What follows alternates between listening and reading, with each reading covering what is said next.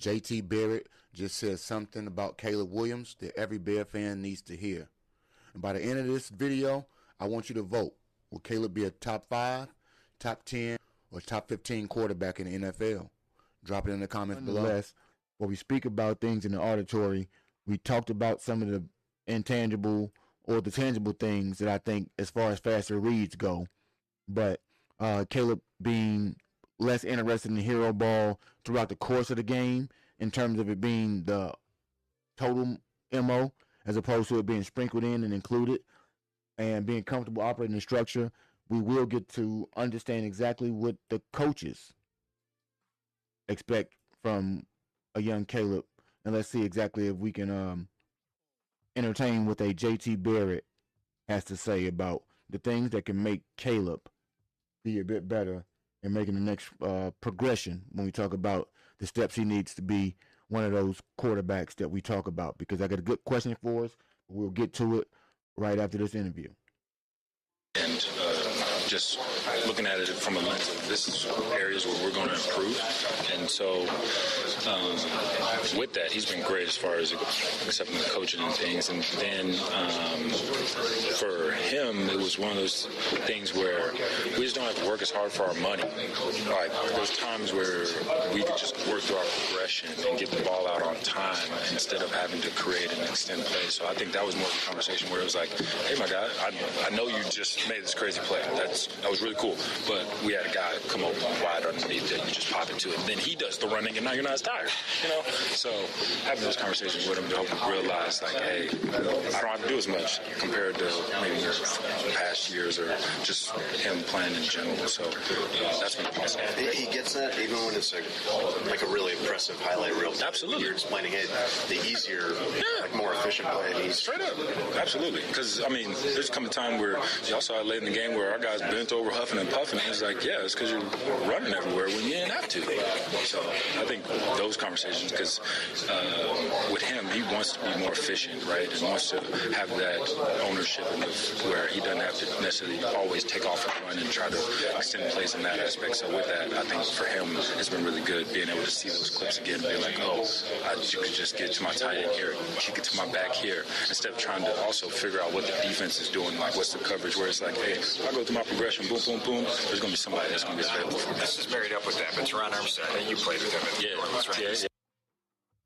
So, if we can't make out one, this teaches you that, on a side note, coordinators are expected to be omnipresent and very vocal because they do have to do press conferences.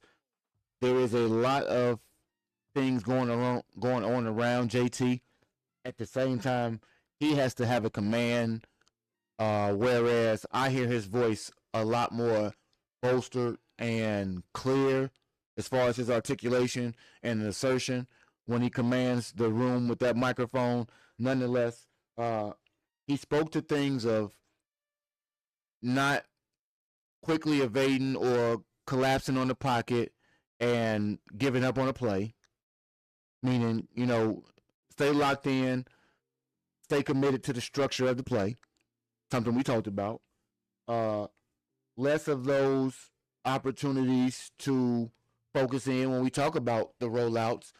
Some of those rollouts are designed. Others, I think he looks to create opportunities for wild plays. Sometimes they are needed. Other times they are not. And I think to have him understand that hero ball is not always what is necessary, it gives him the opportunity, I guess, to clean up some of those things, become more of a mental leader when it comes to his reads and progressions, and it allows for better timing of the throws. I think those things in themselves allows for being who has more of a movement-based offense to kind of curate things to best fit Caleb, whereas I think it fits Caleb anyway. Because if you think about it, T. Miles, the layered route concepts, the defined reads, so that it kind of marries itself to where someone should be, those things lead to yak opportunities, and they create easier quarterback answers. I think that Caleb's play style can perfectly marry to the movement-based offense because of the type of quarterback that he is. And if he is able to eliminate escaping the pocket, uh, the way JT speaks of it, if he can do some of the things that, say, less wild plays and i.e. drop it off and get rid of it to your tight ends a bit quicker and more frequently in mannerisms that are consistent with taking what the defense gives him. I think he's already spoken to the fact that we can have a layered opportunity for those route concepts to take place if in fact you start to take the layups first. If you take the layups first, then it all of a sudden leads itself to what we used to fashion back in the day, which was a dribble and kick type of offense where you dribble, penetrate to the basket, and kick it back out to an open man for a three. We want to have those threes, and we want to be able to take those deep shots, which is what I like in the 3-2. But um, we have to be able to take the layup, i.e., the dump off pass, the tough yards, the run plays. Those are the things that I think he wants Caleb to adapt to a bit more in terms of the easy reads, the slants to the wide receivers, learning the speed of your fastball and the command of how you go about things. I think the command of the huddle was learned last year. I think that the way in which he can regurgitate a play to the huddle was somewhat, I don't want to say perfected, but one of his strong suits when it came to last year. I think this year he has all of the opportunities to be a stat riser, be statistically pleasing in all categories.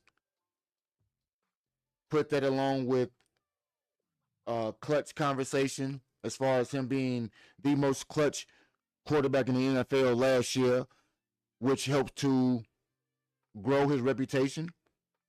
The national media has, in ways, not anointed, but bestowed upon him heavy expectation.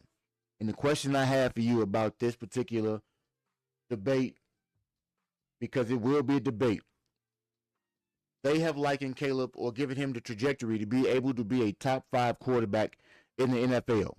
So, my first question to you is, can Caleb Williams be a top 5 quarterback? And my second question will be in the form of a poll. And I want to know what we want to know about Caleb.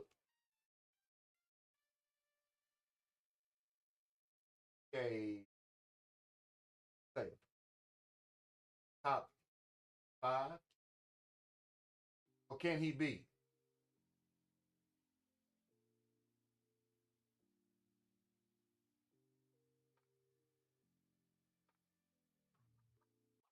And I changed my mind already. Will he be? We got to be assertive about it. I want to have a bit more of a definitive answer. Will he be a top 5 QB? Top 10?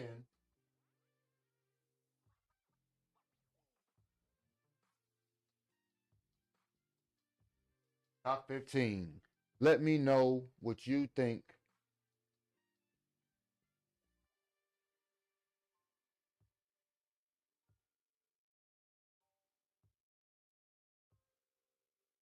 The poll is up. Where will Caleb land at the end of this year? Top 5, top 10, or top 15 quarterback? Let me get your feedback in the chat. All votes are good votes.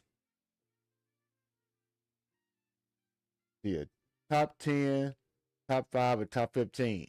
And if you're a top 5 quarterback in the league, I would expect that you are an MVP candidate.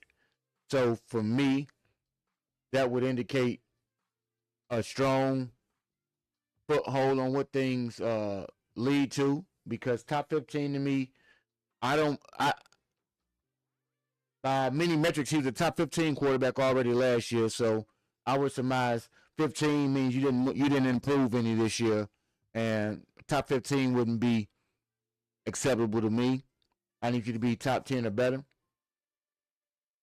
but we will find out exactly how things go in the sense that for the first time, I think in decades, and that's shouting out to Jay, the Bears are building around a quarterback as opposed to surviving the quarterback position.